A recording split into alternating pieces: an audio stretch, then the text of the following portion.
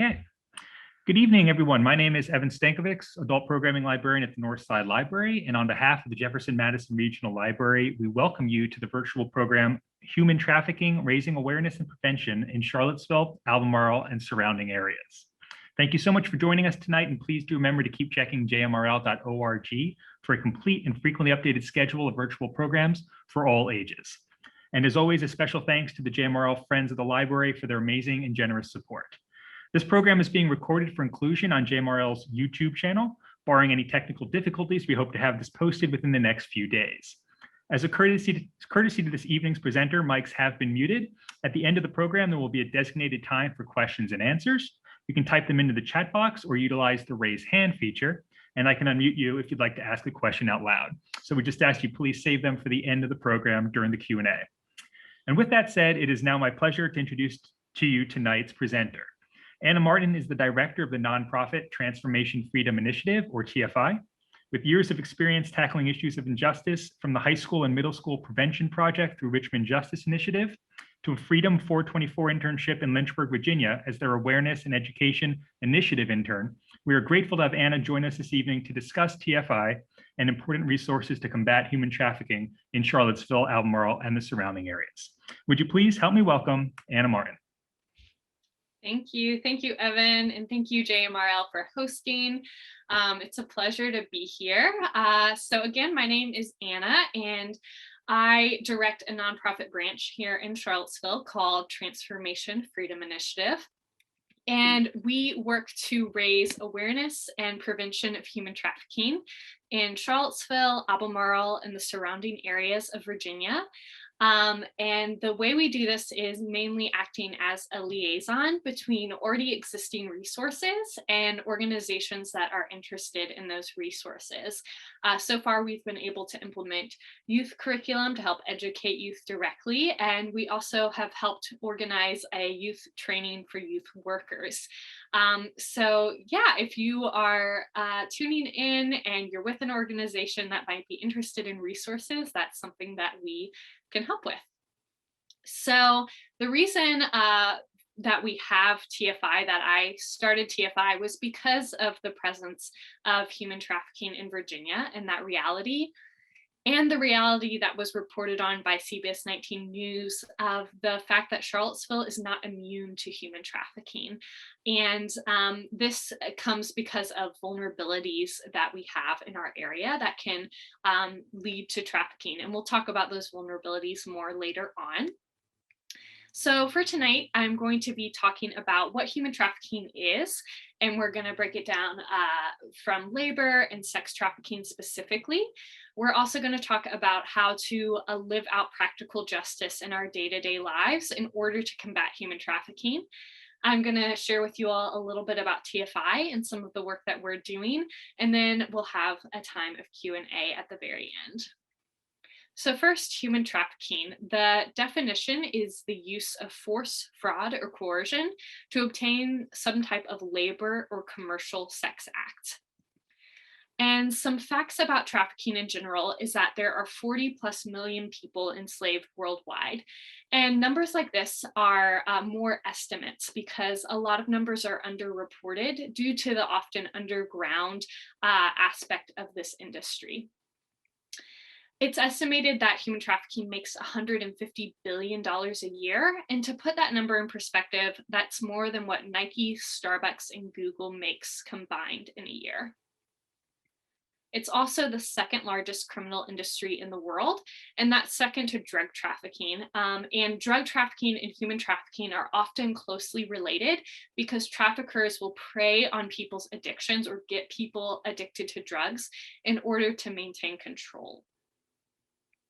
So again, the how of this happening: force, fraud, coercion. So this can look like the force that we might typically think of as kidnapping or things like that, but more often than not, it is a means of fraud, of making false promises, false job offers, or even just coming down to blackmailing someone.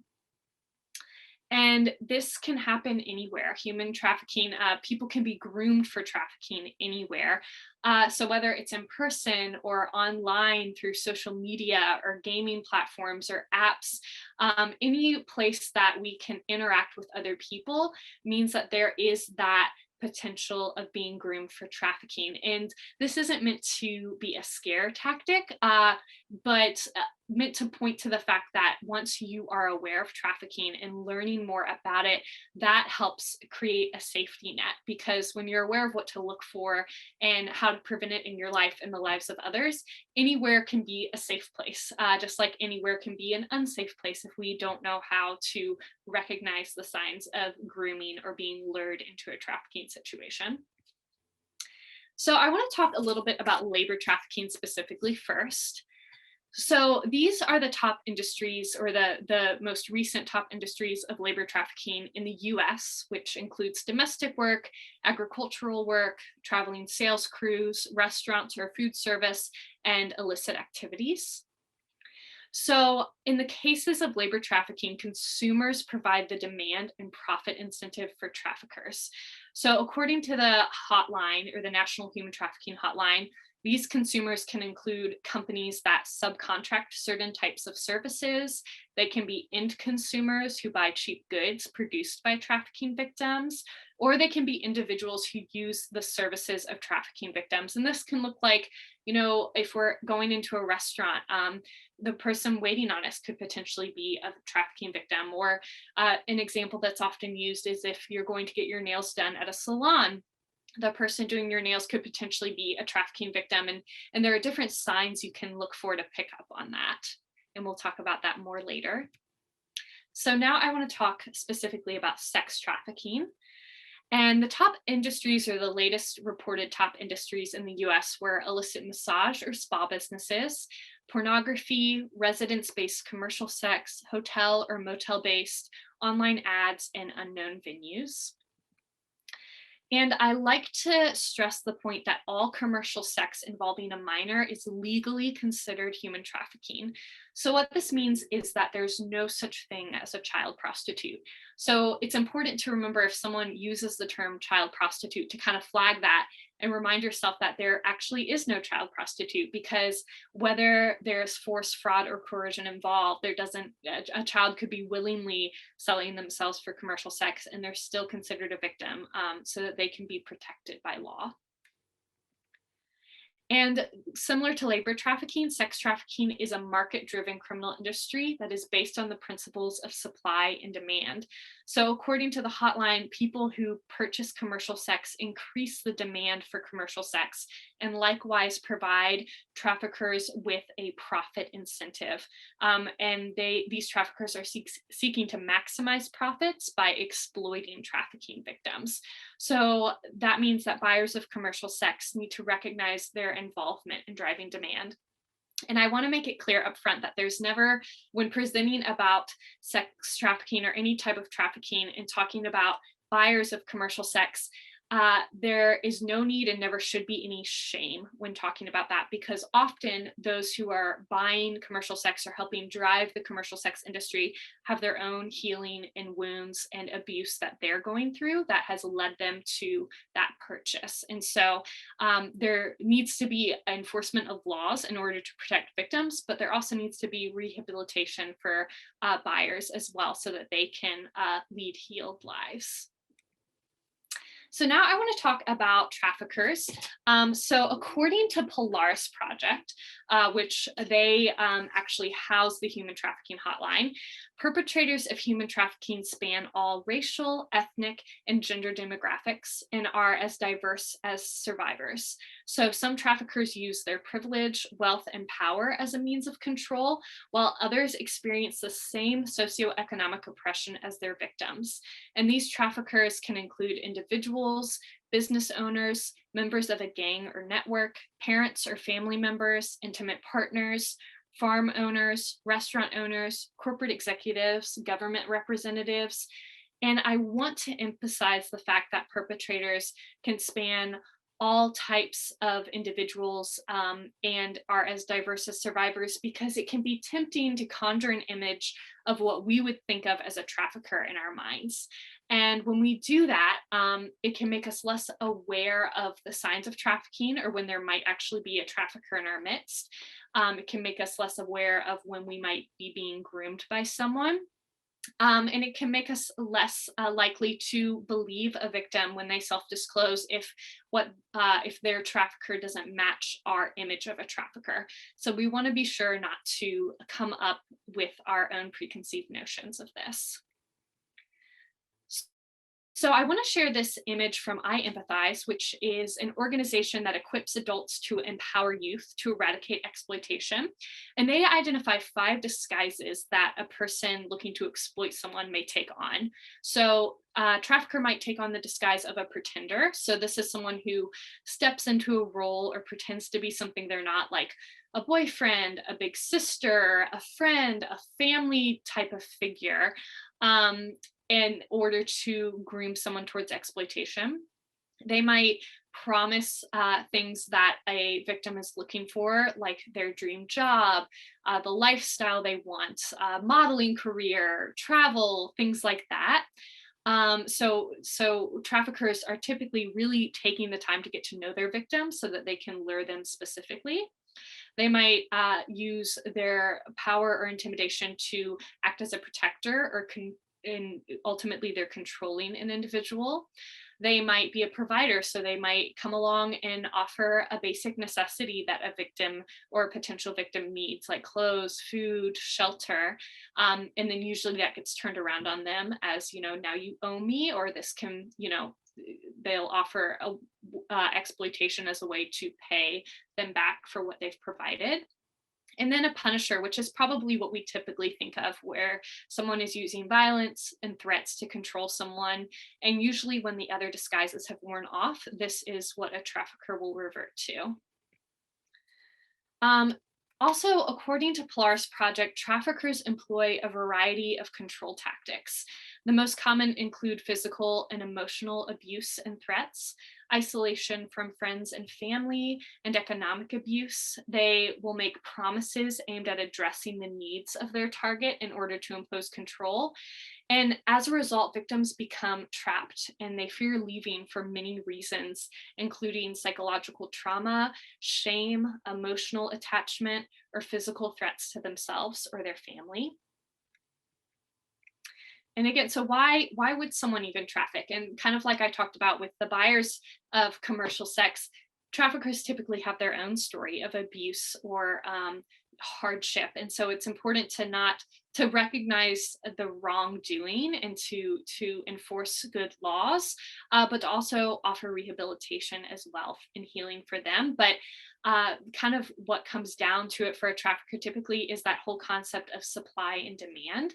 And we're fueling the need for labor and sex trafficking as a society often. And also the reality of high profits and low risk, because if laws aren't being enforced, it's very easy to traffic. It's very easy to get away with it and to make a lot of money doing it. So now I want to talk about the victims of human trafficking. There are 3 main categories typically of victims. Like we talked about, children under the age of 18 involved in commercial sex, regardless of force, fraud, or coercion. It's adults who are induced into commercial sex through force, fraud, or coercion, and children and adults induced to perform labor or services through force, fraud, or coercion. And there's, just like traffickers, there's no single profile for trafficking victims. Trafficking occurs to adults and minors in rural, suburban, or urban communities across the country. Victims of human trafficking have diverse socioeconomic backgrounds, varied levels of education, and may be documented or undocumented individuals. And traffickers target victims using tailored methods of recruitment and control that they find to be effective in compelling that individual into forced labor or commercial sex. And I really want to emphasize that point, that traffickers are using tailored methods for a certain individual. Traffickers are very good at what they do, and they will take the time with someone to build a relationship typically in order to really maintain a long-lasting control on them. I also want to take a moment to talk about the vulnerabilities that can lead to trafficking. Vulnerabilities, like I mentioned earlier, that Charlottesville isn't immune to. And the point that while human trafficking spans all demographics, there are some circumstances or vulnerabilities that lead to a higher susceptibility to victimization in human trafficking. And these can include having an unstable living situation, having a history of domestic violence, having a caregiver or family member who has a substance abuse issue, someone who is a runaway or involved in the juvenile justice or foster care system, someone who is undocumented, someone facing poverty or economic need, someone with a history of sexual abuse, or someone who has an addiction to drugs or alcohol. And I want to highlight the idea of a history of domestic violence or sexual abuse being a vulnerability, because when someone has gone through abuses like that and may not have received the proper care before, there can be a desensitization for them to abuse that makes them vulnerable for future abuse and can kind of normalize it for them. So that's important to keep in mind and make sure that the people we care about are getting healing for past traumas, or that we ourselves are getting that healing. And I also want to focus on two other categories mentioned here, runaway and homeless youth and foreign nationals. So according to Polaris Project, a study in Chicago found that 56% of prostituted women were initially runaway youth, and similar numbers have been identified from male populations. Runaway and homeless youth lack a strong supportive network, and runaways to unfamiliar environments are particularly at risk of trafficking. Runaway youth are often approached by traffickers at transportation hubs, shelters, or other public spaces. And these traffickers pretend to be a boyfriend or significant other and use that feigned affection and manipulation to elicit commercial sex or services from the victim. And I like to use that example as well because there is the argument when talking about trafficking and prostitution of, okay, well, one's a choice and one isn't. And those lines can get blurred sometimes because often what can appear to be prostitution is typically someone who has been trafficked into it and is trained to act a certain way. Or it can also be someone who has had other vulnerabilities and been abused in other ways. And so that feels like a better choice than other options to them. So it's important to keep that in mind as well. But for talking about foreign nationals specifically as well, I think it's important to keep in mind these statistics reported by Polaris Project, which is that foreign nationals who are trafficked within the US can face unique challenges that leave them more susceptible to trafficking and exploitation. In 2013, 32% of calls with high indicators of human trafficking to the National Human Trafficking Hotline referenced foreign nationals, and recruiters located in home countries frequently require such large recruitment and travel fees that victims become highly indebted to the recruiters and traffickers. And these fees are usually fake and inflated far beyond cost in order to create an economic instability and dependency on the new employer or trafficker. And then traffickers will leverage things like the non-portability of many work visas, as well as the lack of familiarity with surroundings, lack of familiarity with laws and rights, language fluency, and cultural understanding in order to control and manipulate victims. I also want to share this quote from a trafficking survivor that really illustrates the idea and the importance of recognizing vulnerabilities. She says that in her early years, teachers could have reported the abuse and neglect she was receiving, which would have possibly made her less susceptible to her trafficker later on. The sexual and physical abuse as a child left this individual vulnerable. It literally groomed them for the experience, and they were so numb from previous abuse that the trafficking didn't seem so painful. Now I want to go through some myths versus realities, because there are a lot of myths floating around out there in regards to human trafficking. So I think it's really important to address those. So one is that human trafficking only happens in illegal or underground industries. And in reality, human trafficking cases have been reported and prosecuted in industries including restaurants, cleaning services, construction, factories, and more. There's the myth that only undocumented foreign nationals get trafficked in the US. And Polaris has actually worked on thousands of cases of trafficking involving foreign national survivors who are legally living and or working in the US. And these include survivors of both sex and labor trafficking. It's said that human trafficking involves moving, traveling, or transporting a person across state or national borders. And actually, human trafficking is often confused with human smuggling, which involves illegal border crossing. And the crime of human trafficking doesn't require any movement. Survivors can actually be recruited and trafficked in their own hometowns and even their own homes. I also want to talk about some myths surrounding the Super Bowl and the idea that human trafficking goes way up on this one day, and the reality that human trafficking is an every single day issue. So to the question, is the Super Bowl the largest day of sex trafficking? Really, there are no statistics to prove that. Traffickers know they can make a profit during any event where large groups gather. And so cases of exploitation and trafficking can spike when large numbers of buyers are in one place, but it doesn't mean it's only happening on those days or at those events. And it can be really useful, though, to use these large events to raise awareness about human trafficking and educate people so that potential buyers can be educated to not buy, and people can be aware of what's going on there in their community. And there is success with this raising of awareness and training, as there are typically people arrested during the Super Bowl week for around human trafficking operations. So there is good news going on around big events like that. Another myth is that human trafficking victims are only foreign born, and that those individuals are poor. But again, like we've talked about, anyone can be a victim of human trafficking, regardless of age, race, gender, or nationality, and can come from any socioeconomic group. Yes, like we talked about, there are some vulnerabilities, but that doesn't mean that others are excluded from possible victimization. It really takes being aware to be safe. A really damaging myth is that human trafficking doesn't occur in the US. But like we've talked about, human trafficking exists in every country, including the US, and it exists nationwide in cities, suburbs, and rural towns, and in our own communities. There's also the myth that people being trafficked are physically unable to leave. There's often the image in our head of someone who is handcuffed or in a cage or things like that. But often it's a far more complicated situation, and there are psychological chains involved from the grooming process. And some people are so effectively manipulated that they can't even identify as a victim at some points because they don't recognize their trafficker as a trafficker yet.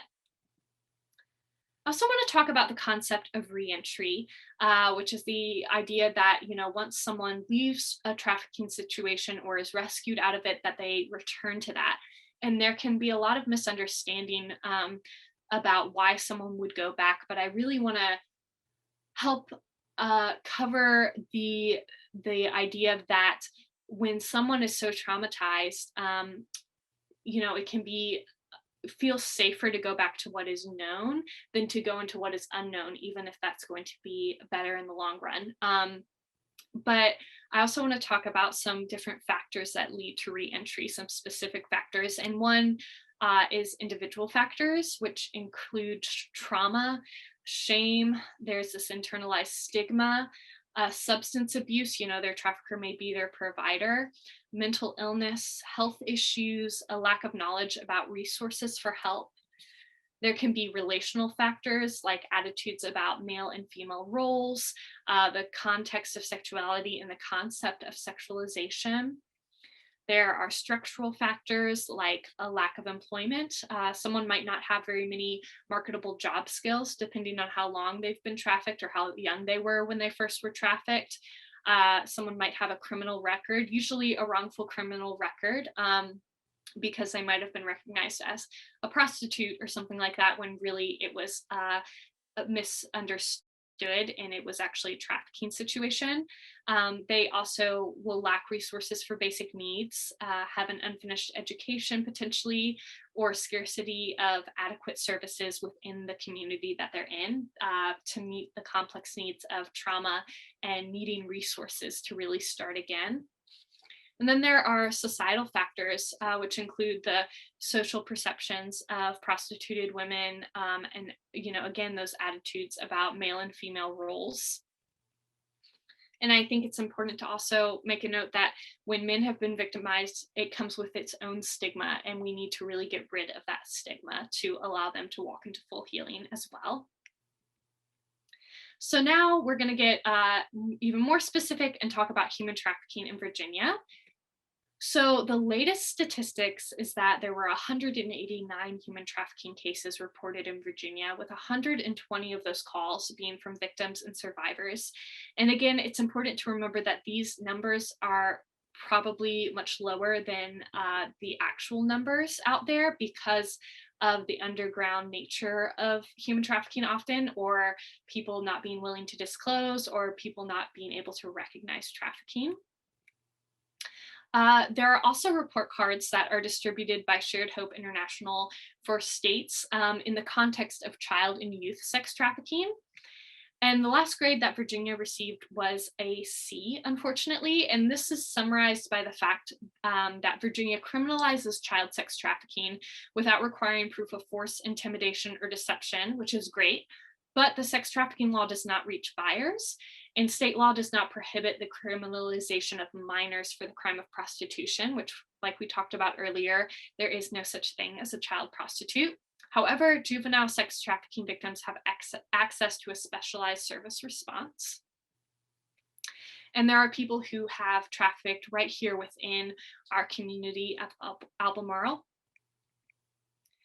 And I want to share this news report with you all now from CBS 19 News that sheds some more light on human trafficking locally. So I am going to share another screen with you all here. Let me get that pulled up. Let's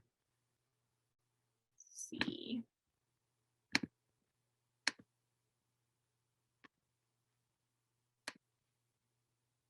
Sex trafficking happens all over the United States and the world, and Charlottesville is not immune. In a special report, CBS 19's Brianna Hamlin spoke with people who work with victims about what sex trafficking really looks like and how to stop it in this area. Brianna.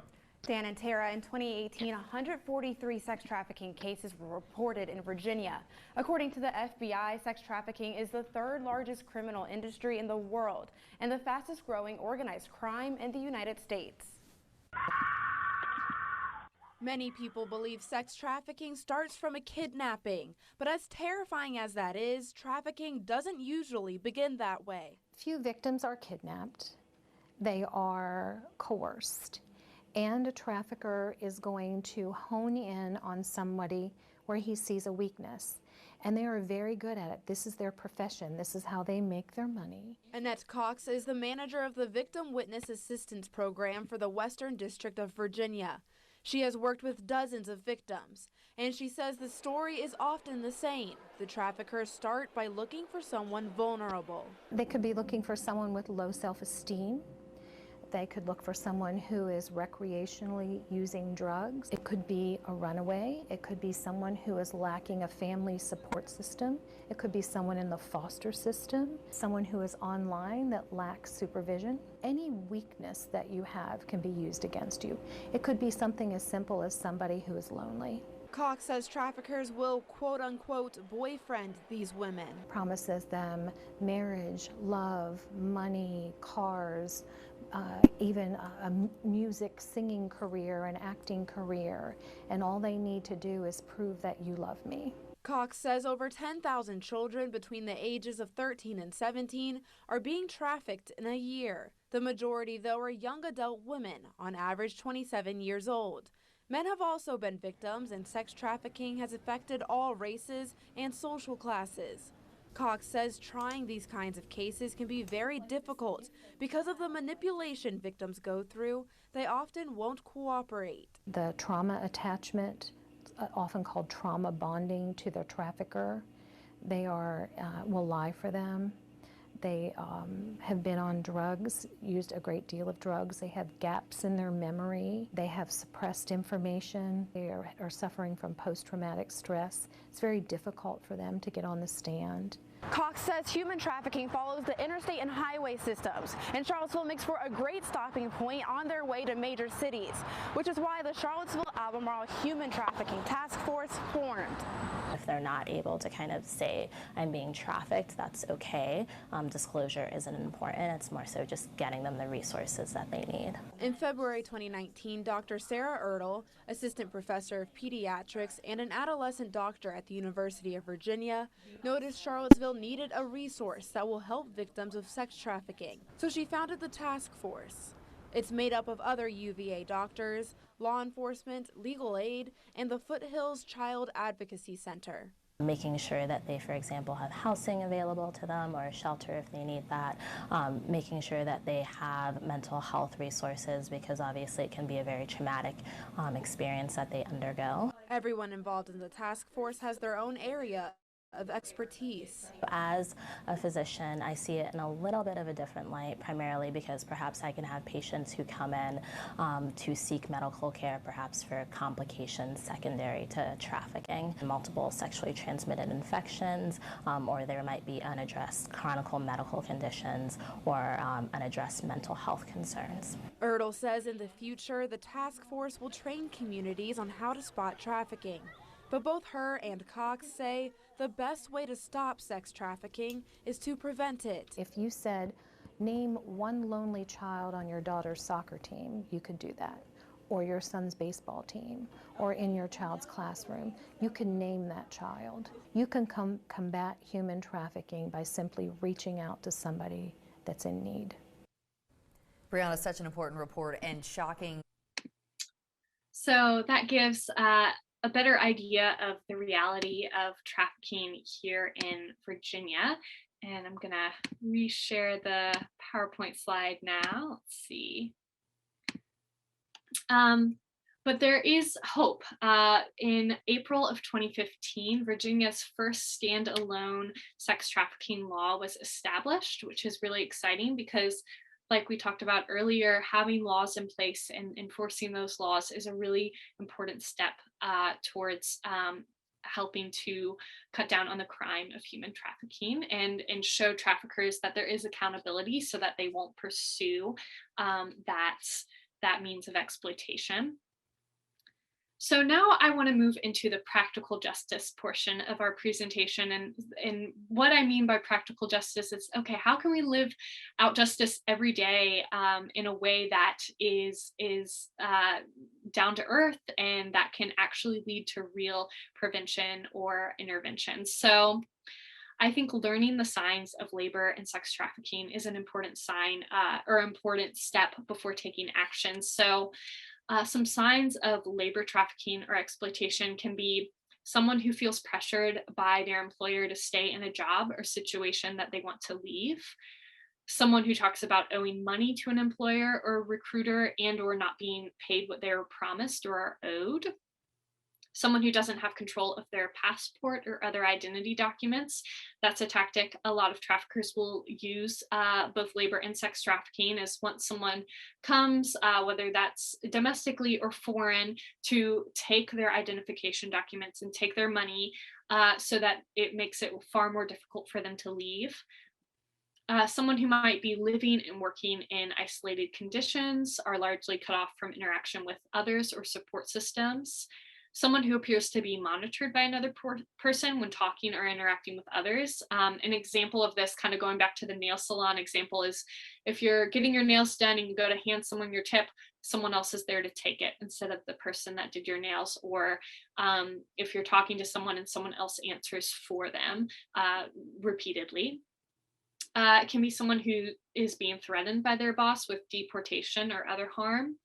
Someone working in dangerous conditions without the proper safety gear or training, or not having just adequate breaks and other protections. And someone who's living in dangerous, overcrowded, or inhumane conditions provided by an employer. And some signs of sex trafficking can be someone who really wants to stop participating in selling or trading sex, but feels scared or unable to leave. Someone that discloses that they're reluctant to engage in selling sex, but they feel pressured into it. Someone who lives where they work or is transported by guards between home and workplace. They might be children who live with or are supported by or are dependent on a family member with a substance abuse problem or who is abusive in other ways. They might have a pimp or manager in the sex trade. And they might work in an industry where it's common to be pressured into performing sex acts, like strip clubs or massage businesses. They also might have an older or controlling parent, guardian, romantic partner, or sponsor who doesn't allow them to meet or speak with other people alone or monitors their movements, spending, and or communications. And I want to talk specifically about child trafficking signs as well, and the different sex, labor, and then kind of overlapped signs. So for sex trafficking, a child who might be in a situation of sex trafficking is someone who is being approached by a trafficker or is engaged with other people involved in trafficking. This child might talk about multiple sex partners or frequent travel to other cities or out of state, and kind of along the multiple sex partners line, just kind of inappropriate sexual behavior for a child their age. It might be someone who's frequently seen at hotels, motels, or other sites where commercial sexual exploitation is known to occur. They might have a sudden decline in academic or extracurricular activities, a change in behavior or relationships. They might have new phones, clothes, or other material possessions that they didn't have before, or it doesn't make sense for them to have. A change in personal hygiene and uncharacteristic promiscuity and or references to sexual situations or terminology that is far beyond their age specific norms. Their online presence might be very sexualized, or they might possess unexplained sexual paraphernalia. They might talk about a boyfriend or a girlfriend who is noticeably older and or controlling. They might have tattoos that suggest ownership by a trafficker. A trafficker will sometimes brand their victims with like a barcode tattoo. It might say something like loyalty or daddy, or just look like it's been done unprofessionally. And this child might have a large amount of cash or prepaid credit cards on them. For labor trafficking, a child might be working but not getting paid, being paid very little or only through tips. They might have a debt to an employer, or have this responsibility for working off a large debt. They might have been recruited for work with the promise of easy money. They might not be allowed to quit. They might be employed but not have a school authorized work permit if that's required, or they might have the permit but be working outside of the permitted hours. They might defer personal or educational decisions to an employer, have more chores or responsibility than is typical or age appropriate. They might talk about paying the family rent for food, clothes, or live in inadequate living conditions. They might live with a parent who is actually not biological or even a legal guardian, or they might list their employer as a caregiver. And they may have received threats of harm to themselves, friends, or family, like deportation or being reported to law enforcement. And for both sex and labor trafficking, some signs are exhaustion, depression, symptoms of PTSD, poor physical health or malnourishment, physical trauma such as scars or bruises. And I also tell people to look out for circular burn marks, which is a sign of a cigarette being put out on someone, which often happens to trafficking victims. They might have medical issues like STDs or occupational injuries that are untreated. Again, that lack of control over money, IDs, travel documents, or their own schedule. They might be exhibiting self-destructive behavior or be coached or rehearsed in responses to questions. And it's important to note that a child, and really any trafficking victim, but this lists children specifically, could be reluctant to disclose their abuse because of shame or fear. They might still be under the control of their trafficker, or they might not even recognize themselves as a victim. There are cases of children going through anti-trafficking curriculums and realizing, oh, this is what's happening to me, and I just didn't know that wasn't normal or that this wasn't right. And so it's important for for us to be on the lookout of vulnerabilities for youth and for youth workers to be on the lookout so that they can really be invested in those kids' lives. And I want to make the strong point too that sometimes children don't show obvious signs. Sometimes they even do better in school or better in extracurriculars because that's an area of their life that they can control.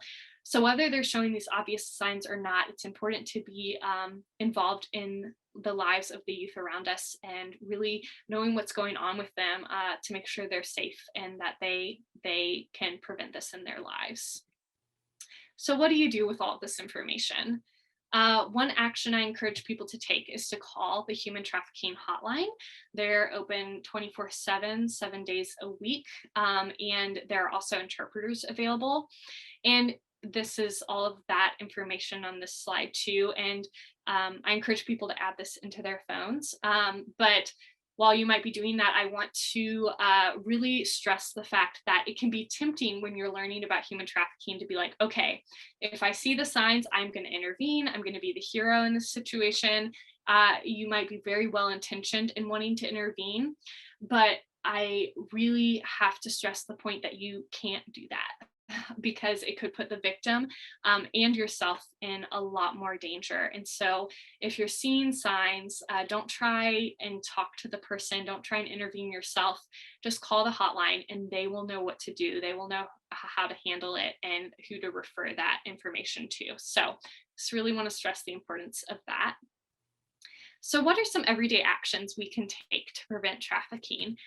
For labor trafficking, being a conscientious and informed consumer by supporting fair pay for workers and basing our purchasing choices on the fair treatment of those who make our products, consumers have the power to reduce the demand for labor trafficking. You can learn more about, all of the things that are typically made by slaves by taking a slavery footprint quiz. You can also be familiar with goods that are typically produced by child and forced labor, and being aware of fair trade symbols to buy from. So at the end of the day, I encourage people, question a company if you're unsure about a product, research them, figure out if they are fair trade certified or if they know what's going on in their supply chains, and ultimately commit to buying one product at least, because it's easy to get overwhelmed. Buying fair trade is more expensive because people are getting paid fairly. But if you're at least buying one product, you're making a difference. For sex trafficking, everyday actions can be encouraging healthy behaviors and relationships, fostering safe homes and neighborhoods, and reducing the demand for commercial sex in our own lives. So really just being an engaged community member and engaged with those around you. Any response that fails to reduce demand will prove ineffective, because in the end, while the fight against sex trafficking must include strong laws, effective prosecution, and comprehensive victim services, any response that fails to reduce demand is going to, again, be ineffective because it's not getting upstream. So education is key to reducing demand, and focusing on Johns is important so that they understand that someone might not be in a commercial sexual situation willingly. It's also important to note the link between pornography and sex trafficking, and that often individuals involved in the porn industry are trafficked victims, and that can be really difficult to detect. But if you want to learn more about that, you can go to Fight the New Drug, and they have a lot of information on pornography and how it's linked to sex trafficking, and they have experts that speak on that as well. So again, practically speaking, be aware and refuse to fuel the problem. Call the hotline if you're suspicious. Research, be aware of what you're buying. Ask difficult questions of companies. Be involved in really sustainable efforts like clothes swaps. Instead of buying, if you can't afford to buy everything fair trade, get creative with it. And educate someone. I think that's the most important thing, is share with at least one other person what you've learned here tonight, because that will cause a ripple effect of awareness. Also volunteering and supporting anti-trafficking efforts in your community, which leads me to talking a little bit more about what we're doing here at TFI. And I want to show you all one more video tonight of an organization that TFI works closely with, which is called the Prevention Project, and they are based out of Richmond. Richmond Justice Initiative started the Prevention Project. And this video just shares a little bit more about a curriculum that we use and implement with youth through TFI and connect people with. So let me pull that up and share my screen with you all again. Let's see.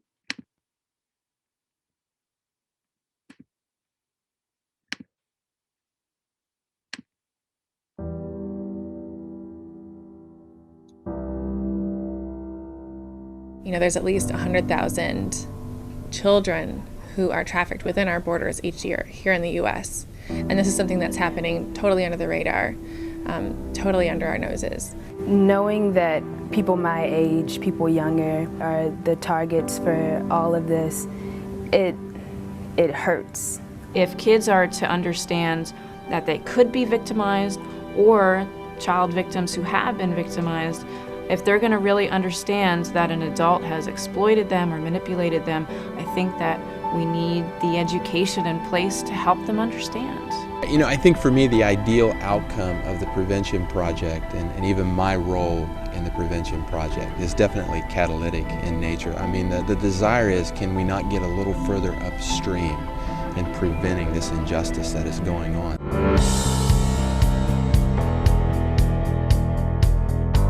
We are creating abolitionists. We are making these students leaders and mentors in this generation. I can see this clearly now that I'm educated about the topic, that this is not okay. Once you find out what human trafficking is, and once you really get a glimpse inside the lives of those who have been trafficked, you're gonna wanna help, and there's nothing that can stop you. I finally feel like I'm doing something with an important issue that I've known about for a long time, but I've never really taken action against. I realized that I can actually make a difference. After this whole process, I've looked so much more into majoring in something with like international studies and maybe with a focus on human rights. This will stop. I want to be a part of it. We're all starting to create this, and this is only the beginning, and so I hope that it keeps going, and one day I can say I started that. I am an abolitionist. I'm an abolitionist. I'm an abolitionist. And I am the Prevention Project. I am the Prevention Project. I am the Prevention Project.